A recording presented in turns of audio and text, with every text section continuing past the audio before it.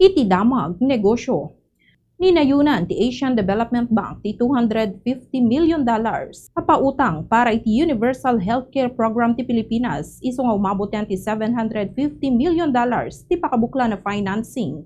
Kagem ti programa ang mapalawat access dagiti Pilipino iti dekalidad ken magtengan ti serbisyo para sa lunat agraman ti women's health ken dagiti serbisyo may naig ti epekto ti extreme weather. Agtultuloy pa suportaran na ti universal enrollment ti PhilHealth ken panagkisay ti gastos dagiti pamilya manipud ti bulsada para iti healthcare. Napalawa pa yan ti PhilHealth coverage para iti primary care, emergency services ken nayon nga agas.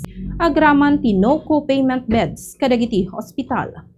Ti sukat ti piso kadagiti foreign currencies may basar ti closing transactions ti Bangko Sentral ng Pilipinas ken Bankers Association of the Philippines itang malem.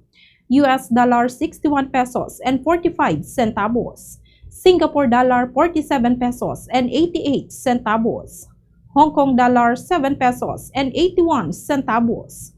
Euro 70 pesos and 67 centavos. Ken Saudi Arabian rial 16 pesos and 33 centavos. Mapatapat ang oil price rollback into Martes, August 18, 2026.